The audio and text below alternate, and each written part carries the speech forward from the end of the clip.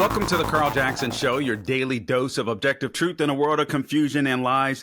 Guys, there's a lot going on in the news today, but one of the things that I definitely want to make sure stays front and center is what the left is trying to do to make you poor, in my opinion.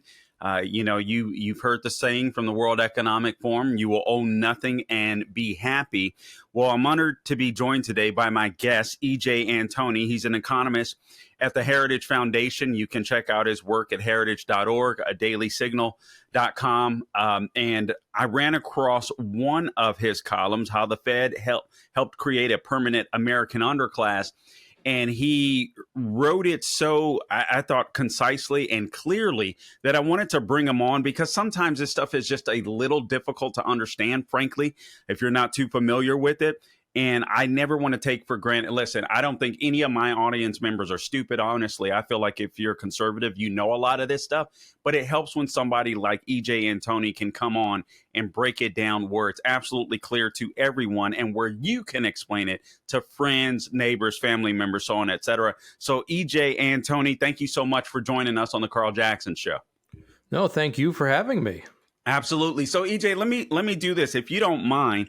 I'd like to literally take almost paragraph by paragraph because it was, to me, the points that you made, literally paragraph by paragraph. I'm like, dude, how does he do this? It was just good. And I just want you to be able to explain them briefly for our viewing audience and listening audience, for those of you that are listening via podcast. But you start off like this. In 1913, Woodrow Wilson and his progressives promised that the Federal Reserve would avert both depressions and inflation while preventing the wealthy from controlling America's financial markets at the expense of the poor. EJ, did either one of those things happen? No, we've seen exactly the opposite. The greatest depression in our nation's history did not happen until after the Federal Reserve. Virtually all of the inflation we have seen in our nation's history has happened since the Federal Reserve. If you look at how much the dollar is worth today versus how much it was worth in 1913 when the Federal Reserve was created, it has lost over 95% of its value.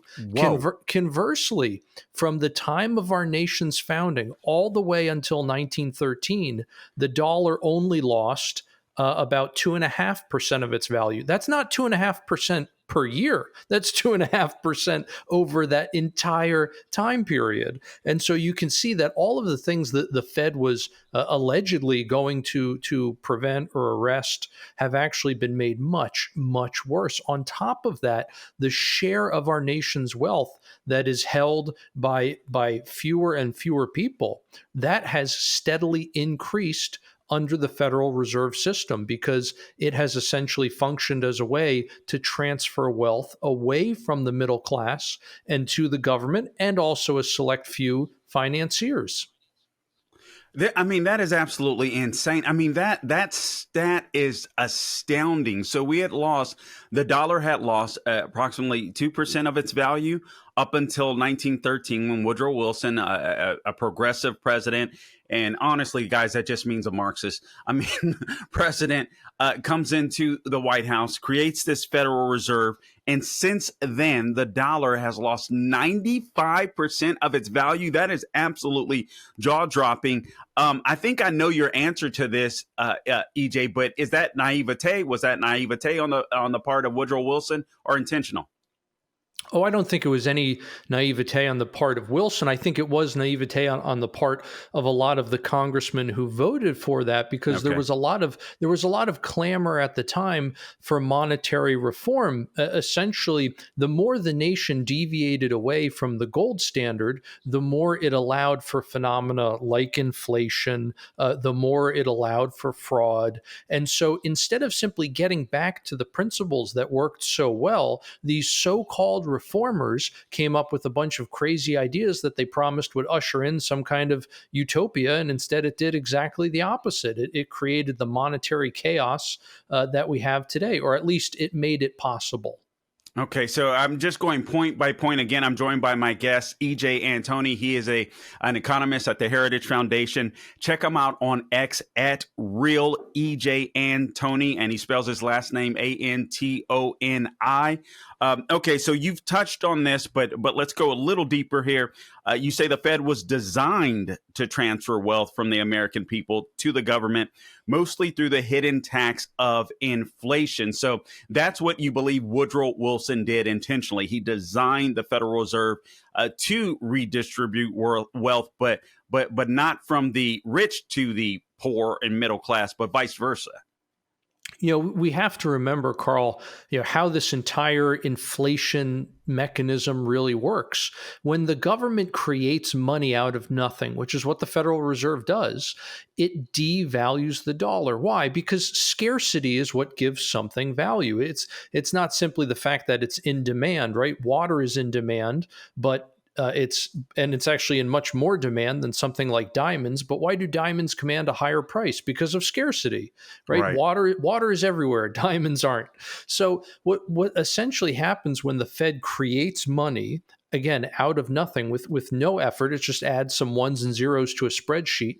What that does is it decreases the value of the dollar. And so where did all that value go? In other words, if you had a dollar in the bank and it lost 1% of its value, where did that value go? Well, it went into the newly created dollars that the Fed just made. And of course, the Fed is just handing those dollars right over to the government so that congressmen have plenty of money to spend. Okay, so with all that in mind, who is it that is actually losing that value? Well, most wealthy people don't simply have a ton of cash in the bank. They're not Scrooge McDuck with his vault full of money. Right. What they have are real assets. They have things like housing. They have equities. So we're talking, stocks and other investments. Those are all things that tend to go up in price as you get more and more inflation.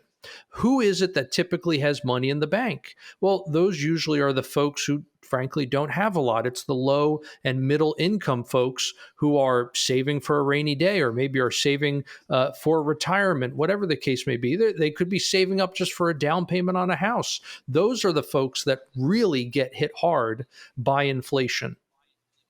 Man, it's just a simple point, but such a fascinating point, and it's really important to remember this stuff because it is so true. When you hear people like Klaus Schwab and others, you will own nothing and be happy. I mean, these people absolutely mean it, and you can see the Federal Reserve, in my opinion, are playing a part in this because inflation occurs. The government keeps spending too much of our money, and it's so funny to me, EJ. And I'm kind of going off on a tangent real quick. I remember years ago hearing this young lady talk about Obama's phones at the time.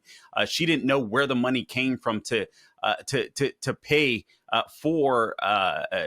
for those phones. I mean, she didn't realize that it was coming from her neighbors, perhaps. I mean, absolutely insane. Do you think there's been a collusion, if you will, between perhaps Federal Reserve and academia? I know this isn't necessarily your wheelhouse, but that just came to mind.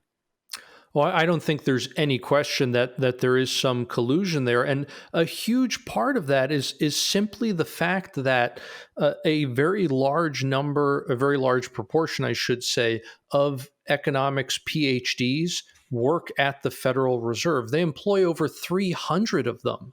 So Wow. this idea that somehow there's not any kind of the Federal Reserve version of regulatory capture, I guess you could say, I think it's just silly. We need to accept the reality that the Fed has a great influence, you could say, upon academia. EJ, you've already dropped my jaw twice. We only have a minute and a half left in this block. I did not know that. Guys. It's God's honest truth. I literally threw that out there. I had no idea that 300 PhDs were economists work at the Federal Reserve. I never heard that before. And all of them are making trouble. Unbelievable. Okay, the next point here, the for 2 decades, you say, and we only have about a minute left in this block. The Fed kept interest rates artificially low to help finance massive government spending. When you say artificially low, will you explain what you mean by that to the audience? Certainly. What the Fed essentially does when it creates all of this money is it reduces the value of money, which means it's going to reduce the cost to borrow that money. The cost to borrow money is just the interest rate. And by keeping those rates very, very low, it allowed the government to borrow very cheaply and made multi-trillion-dollar deficits possible. It's just like when a household gets a bunch of credit card offers and Yes. they have introductory finance rates of 0% for the first year or two before the higher rates kick in. That's what happened with the federal government. They got a bunch of low introductory rates, took out all this debt, but now the interest rates are exploding. Wow. All right. Listen, guys, you're listening to The Carl Jackson Show. Make sure that you follow us on all things social media at The Carl Jackson Show. We're on X, Instagram, Facebook, True Social, Getter, wherever I am on social media, The Carl Jackson Show. And make sure you subscribe to the podcast, The Carl Jackson Show. We're part of the Salem Podcast Network, and we will be back with EJ Antoni in just a moment. All right, so you may have heard that Mike Lindell and MyPillow no longer have the support of the big box stores. They've been trying to destroy his company and him, quite frankly. They've been part of this cancel culture that's been aimed at them. So here's what's happening. They want to pass the savings directly on to you by having a $25 extravaganza. When Mike started MyPillow, it was just a one-product company. With the help of his dedicated employees, they now have hundreds of products, some you may not even know about. So to get the word out, I want to invite you, my listeners, to check out their $25 extravaganza. This is insane. You get a 2-pack multi-use MyPillows, just $25, or the MyPillow sandals are just $25. Their 6-pack towel sets are just $25. Brand new 4-pack dish towels, you guessed it, just $25. For the first time ever, the premium MyPillows with all new Giza fabric, just $25. Orders over $75 will receive free shipping too. All you have to do to take advantage of this amazing offer is go to mypillow.com and use the promo code Carl. That is CARL. Use the promo code Carl, or give them a call at 800-858-0263. Again, 800-858-0263. Promo code Carl, CARL. We don't spell it like the commie. All right. All right, welcome back to the Carl Jackson Show. And again, I'm back with my guest, EJ Antoni. Again, you can find him his works at theheritage.org, his studies, his research, his columns, also dailysignal.com. Find him online at Real EJ Antoni. He spells his last name Antoni. And listen, guys, you'll love reading this guy, because one of the things, this is how you know someone is really smart, is when they can take a complex issue and make it really simple for the average everyday man to be able to understand. And I think that's what EJ Antoni is able to do so effectively. So EJ, let me go to this. The 2020 lockdowns, COVID lockdowns, you say here, thus began an unparalleled transfer of wealth that continues to this day, in which has driven a wedge between different groups of Americans. And it's fascinating to me because it's amazing how we went from almost class warfare, the left wanted, and then they started using identity politics seemingly more after the COVID lockdowns, but essentially it has the same effect. Let me ask you this. Trump initially shut down the federal government for a couple of weeks. Democrats took advantage of that and ran our economy to the ground for the next few years. What should have been done in your opinion? Absolutely nothing. And it's not just in hindsight that we know that. We had evidence at the time that indicated we should have essentially just done nothing. We had plenty of evidence that showed Again, this is very early on. We knew this, that masks do nothing to slow or stop the spread, that the spread was not even that big of a deal. The only people that we needed to protect were the very vulnerable, like the elderly or people with pre-existing conditions, and that the best thing to do was simply let the virus rip through the population and thereby very quickly get herd immunity, which in the end would be the best protection for the most vulnerable. And again, we knew that very early on, and instead the media hid that data, and they essentially spread panic. Fauci, for example, repeatedly told people within the COVID task force that Americans are not scared enough. We need them to be more scared. Why? Why should we be scared of something with a 99% survival rate? It was absolutely insane. And now what we can really tell in hindsight was how much of this was politically motivated. But to get people to lock down, to stay home, to stop working, et cetera, the federal government essentially had to bribe them to do that. They had to pay the American people trillions of dollars to effectively put their entire lives on hold. Where did we get the money to do that? The Federal Reserve created it out of nothing. It was essentially a repeat of the Fed's very first test, which was financing World War I. It's no coincidence that World War I came about after all the major belligerents had adopted central banks. Why? Because it was for the first time in world history that you had these major belligerents with a new mechanism that allowed the governments to finance anything like a conflict out of nothing. Wow. Just fascinating, fascinating to hear. You say this: the painful inflation of the last 3 years has increased prices throughout the economy, distorting the signals that prices are supposed to convey to buyers and sellers. For example, the cost to own a median price home. It's amazing because you speak about how a person with a median price income can no longer afford a median price home in the United States of America, and honestly, even some of the upper middle class at this point in time.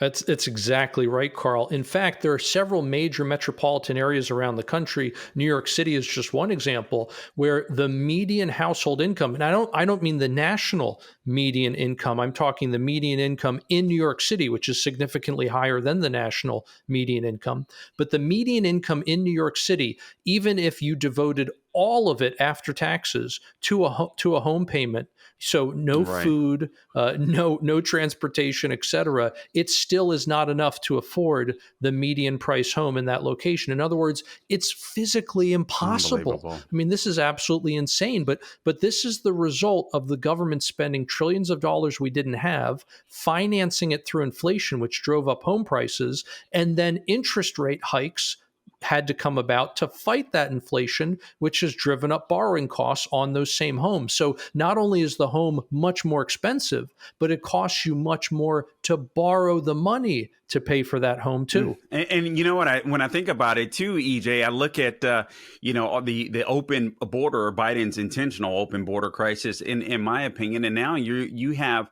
American citizens that are going to have to compete for places to live, renters anyway, with illegals, which is going to drive up prices as well.